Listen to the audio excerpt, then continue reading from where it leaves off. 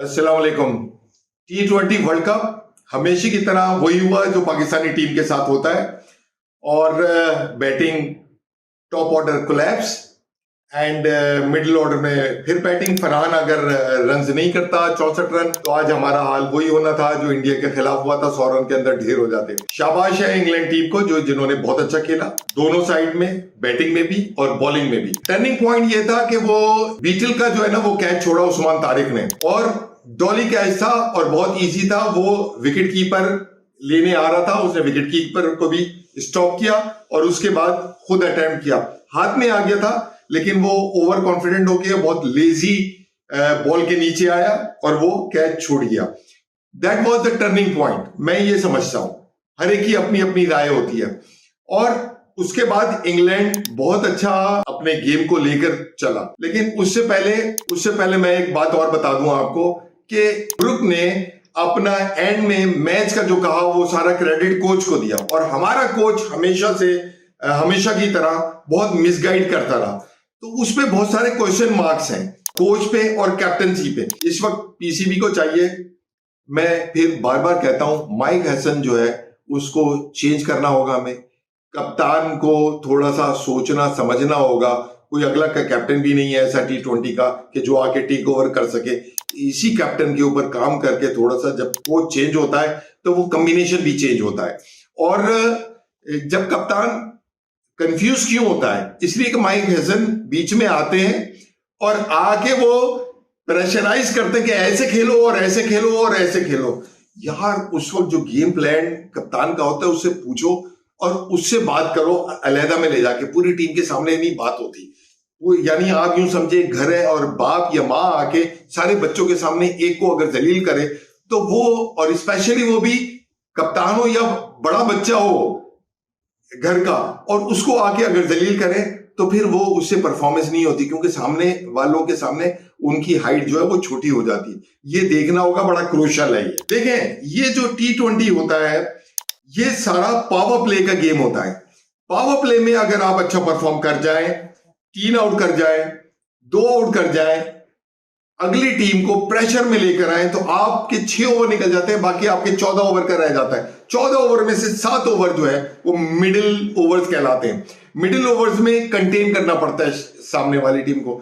हमारे यहां middle overs में कंटेन करने की बजाय विकेट लेने पे गए, और जो एंड ओवर्स है उसमें पाकिस्तानी टीम ने बहुत अच्छा परफॉर्म किया। शाहीन अफरीदी ने भी आउट किए, उसके अलावा मोहम्मद नवाज एंड में आउट करके गया। जो मैं शुरू से मैच को जब एनालिसिस कर रहा था तो वो यही देख रहा था कि हमारे बाबर आजम के 10-15 रन शॉर्ट थे, और उसके बाद फखर जमान के 10 से 15 रन शॉर्ट थे। अगर थोड़ा सा और अच्छा खेल लेते, या टॉप ऑर्डर जो कोलैप्स हुआ हमारा, फरहान के अलावा की बात कर रहा हूं, आपका सायम, आपका सलमान और आपका बाबर आजम, तो अगर इसमें अच्छा बेहतर अगर रन आ जाते ओवर द बोर्ड तो मैच की सूरत हाल बिल्कुल डिफरेंट होनी थी। फील्डिंग पाकिस्तान की मीडियोकर थी, फील्ड प्लेसिंग मीडियोकर थी। जो बाद में उन्हें सर्कल के अंदर फील्डर्स लेके आने चाहिए थे वो उसने फैला के रखे, और जब फैलाने थे उस वक्त उसने अंदर रखे। कप्तान ने, उसको समझ में नहीं आ रही थी मैं बॉलिंग चेंज कैसे करूं। गलत टाइम पे नवाज को लेकर आए, उसने नए बॉल से कभी बॉल ही नहीं की पूरे टूर्नामेंट में। उस वक्त दोबारा साइम अयूब से एक और ओवर करवाना चाहिए था। लेकिन इस वक्त मैं बताऊं कि अबरार की एब्सेंस जो थी बहुत बुरी तरह से कर रही थी। शाहीन अफरीदी ने पुअर फील्डिंग की, पुअर बैटिंग की, और बॉलिंग उसने बहुत अच्छी की विद इन द स्टंप्स की, और जैसे उसने अपने नेचुरल बॉलिंग की 140 से वो बॉल करा रहा था।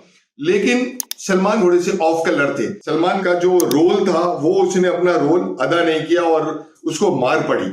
उन्होंने, जो ब्रुक था उसने पाकिस्तान से मैच कंप्लीटली निकाल लिया था एक्चुअली, और बाद में जो इंटरेस्टिंग मैच हुआ वो ब्रुक भी आउट हुए, उसके बाद दूसरे प्लेयर्स भी आउट हुए इंग्लैंड के। तो मेरे ख्याल से इंग्लैंड को ये 3-4 ओवर्स पहले मैच जीत जाना था। साहबजादा फरहान पाकिस्तान की तरफ से बहुत अच्छे खेले, लेकिन शुरू में जैसे वो स्ट्राइक लेते हैं, चूंकि क्विक विकेट्स 2 गिर गई थी तो इसलिए उनके ऊपर प्रेशर था, इसलिए उन्होंने रोक के मिडिल ओवर्स में खेलने की कोशिश की।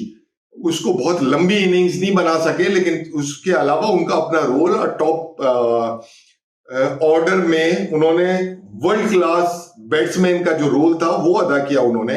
और इस वक्त टूर्नामेंट के भी टॉप स्कोरर हैं, मेरे ख्याल से उनके 283 रन हैं उनके। आगे जाके वो एक आध इनिंग्स और बड़ी खेल देंगे तो वो 350 350 रन कर जाएंगे।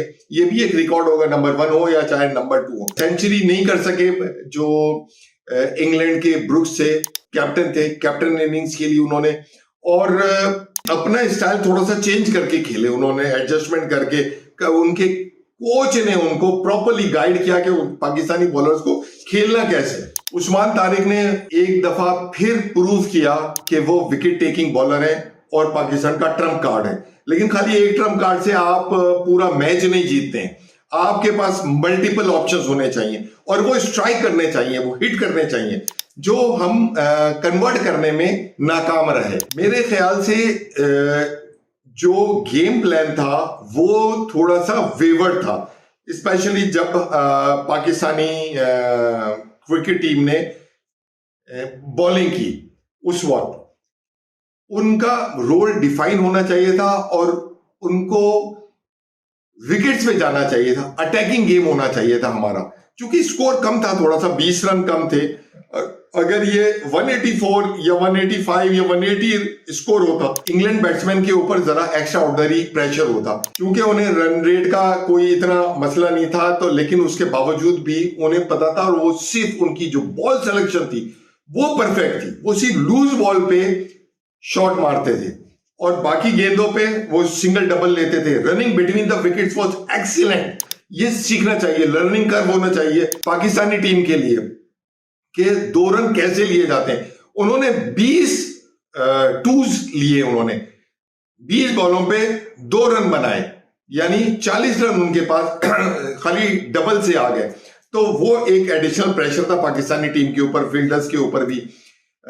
मिस फील्डिंग करनी, ओवर थ्रोज करने और फील्ड प्लेसिंग, ये अगले मैच में सलमान आगा को बहुत ज्यादा देखना पड़ेगा। और बॉलिंग चेंज, मैं दोबारा से रिपीट करता हूं, बॉलिंग चेंज जैसे हमेशा होता है पाकिस्तानी टीम का हर टूर्नामेंट में कि फला टीम जीतेगी तो हमारे चांसेस फिर ब्राइट हैं।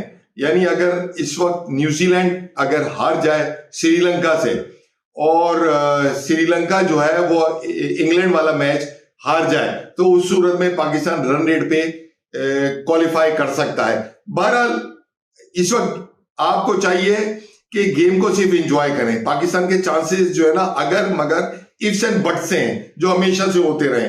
रमजान की वजह है, कुदरत की वजह है, और दूसरे फ्लूक्स हैं। आपकी स्किल्स में फर्क है। इस वक्त जो दूसरी टीमें खेल रही हैं उनकी T20 की स्किल्स आपसे कहीं ज्यादा है। तो वो जो आपका जो स्क्वाड है उसको उन स्किल्स पे काम करवाना होगा अगले टूर्नामेंट्स के लिए, अगली क्रिकेट के लिए और फ्यूचर के लिए। जो वेस्ट इंडीज ने जो जिम्बाब्वे को मैच मारा है, उससे जो इंडियन टीम है वो बहुत अंडर प्रेशर होगी इस वक्त। और वो उस पूल के अंदर बहुत इंटरेस्टिंग सिचुएशन हो गई है। साहब वेस्ट इंडीज क्या मैच खेला है, 19 छक्के मारे हैं उन्होंने और 14 चौके मारे। Amazing, I mean one sided. तो अब इंडिया को सोचना पड़ेगा कि आगे विकेट कैसी है, कौन सी है जिसपे वो वेस्ट इंडीज शॉट ना खेल सके। वो अपने होम ग्राउंड में विकेटें भी वैसी बनाएगा कि लो स्कोरिंग मैच हो, नहीं तो उनकी तबाही है, और जो होनी भी है। आप कैसी भी विकेट ले आए साहब, उनकी जो टीम है वेस्ट इंडीज की वो बैलेंस्ड है। दूसरी तरफ साउथ अफ्रीका जिसने इंडिया को मारा है, वो भी इस वक्त बिखरे हुए शेर हैं और बहुत टफ है। इंडिया के चांसेस मुझे नजर नहीं आ रहे कि वो सेमीफाइनल क्वालिफाई कर पाएगा। हालांकि बाबा आमिर कह चुका है पहले, और वो ये टूर्नामेंट शुरू होने से पहले कह चुका है। बहरहाल उनकी जो प्रेडिक्शन एनालिसिस होती हैं वो वर्ल्ड क्लास होती हैं, और बहुत सारी चीजें देख के जो अभिषेक के बारे में भी उसने कही वो बहुत अमेजिंग थी और बिल्कुल फिट थी। यही अब अगर आप एनालिसिस अपने ऊपर लेके करें तो साइम अयूब के पास भी सूरत हाल यही है। और पिछले 2 मैचेस में वो विकेट लेने में भी और टीम को दबाने में भी, अपनी इकोनॉमिक जो बॉलिंग है वो करवाने में भी नाकाम रहे हैं। तो हो सकता है वो आगे जाके मुख्तलिफ मैचेस में उनको बाहर बिठाएं और फखर को या बाबर को ऊपर लेकर आए। अब 100 की जो टीम्स हैं, वो जो टीम सिलेक्शन है उसमें जो आईपीएल फ्रेंचाइजीज हैं वो पाकिस्तानी प्लेयर्स को रोकने के लिए एफर्ट कर रहे हैं और उनको सेलेक्ट नहीं कर रहे। ईसीबी ने उनको वार्निंग दी है कि सख्त एक्शन लिया जाएगा। तो बहरहाल वो इंडियंस और इंडियन माइंडसेट वो अपनी हरकतों से बाज नहीं आते और वो यही चाहते हैं कि पाकिस्तानी प्लेयर जो है डिप्राइव हों अपने गेम खेलने में, लेकिन हर जगह आपकी नहीं चलती भाई, तो और हर जगह चल भी नहीं सकती।